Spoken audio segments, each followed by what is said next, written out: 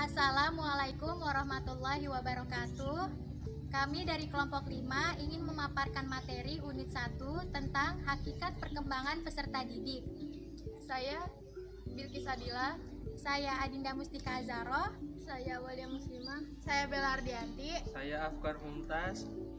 Sebelum masuk ke pengertian perkembangan peserta didik, perkembangan dimaknai sebagai suatu proses perubahan dalam diri individu atau organisme secara fisik maupun psikis menuju tingkat kedewasaan atau kematangan. Perkembangan itu berlangsung secara sistematis, progresif, dan berkesinambungan. Secara psikis, perkembangan mengarah kepada pembentukan kepribadian yang sangat menentukan seseorang dalam bersosialisasi. Pada dasarnya, perkembangan menunjukkan kepada perubahan sistematik tentang fungsi-fungsi fisik dan psikis. Perubahan fisik meliputi perkembangan biologis dasar sebagai hasil dari konsepsi dan hasil dari interaksi proses biologis dari genetika dengan lingkungan. Sementara perubahan psikis menyangkut keseluruhan karakteristik psikologis individu seperti perkembangan kognitif, emosi, sosial, dan moral. Sistematis, progresif, dan berkesinambungan adalah yang pertama. Sistematis merupakan perubahan dalam perkembangan itu bersifat saling ketergantungan atau saling mempengaruhi antara bagian-bagian organisme, baik fisik dan psikis, dan merupakan suatu kesatuan yang harmonis. Contoh prinsip ini seperti kemampuan berjalan kaki seiring dengan matangnya otot-otot kaki, dan berkembang minatnya untuk memperhatikan lawan jenis seiring dengan matangnya hormon seksual. Yang kedua, progresif, berarti perubahan yang terjadi secara maju, meningkat, mendalam, atau meluas, baik secara kuantitatif fisik maupun secara kualitatif psikis.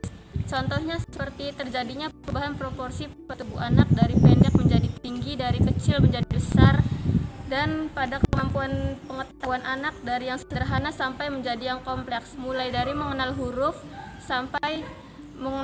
dan angka sampai kepada kemampuan membaca, menghitung, dan menulis. Yang ketiga yaitu berkesinambungan. Berkesinambungan adalah perubahan pada bagian fungsi organisme itu berlangsung secara berurutan atau beraturan. Contohnya, untuk dapat berjalan, seorang anak terlebih telentang, duduk, merangkak, dan berdiri. Sedangkan untuk anak dapat berbicara didahului dengan meraban. Dan untuk mencapai masa dewasa harus melalui masa konsepsi bayi, anak, dan remaja. Ciri perkembangan dalam individual dapat diuraikan sebagai berikut.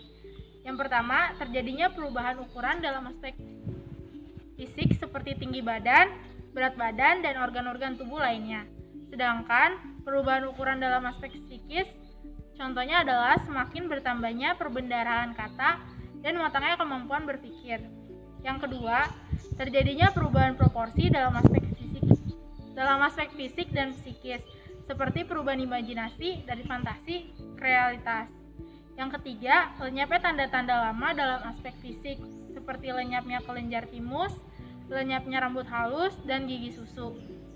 Contoh lenyapnya tanda-tanda lama pada aspek psikis adalah lenyapnya masa mengoceh, meraba bentuk, dan perilaku impulsif seperti melakukan sesuatu sebelum berpikir. Yang keempat, munculnya tanda-tanda baru dalam aspek fisik dan psikis.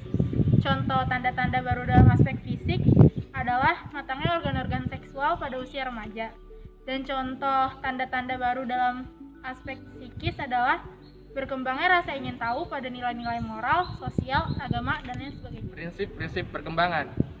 Uraian mengenai prinsip-prinsip perkembangan individu atau organisme sebagai berikut. Ada 6 loh.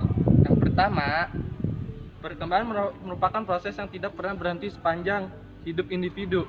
Yang kedua, semua aspek perkembangan saling mempengaruhi. Yang ketiga, perkembangan mengikuti pola atau arah tertentu. Dan yang keempat, perkembangan terjadi pada tempo yang berkelainan. Yang kelima, setiap fase perkembangan punya ciri khas tertentu.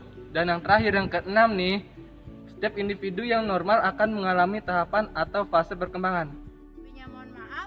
Wassalamualaikum warahmatullahi wabarakatuh.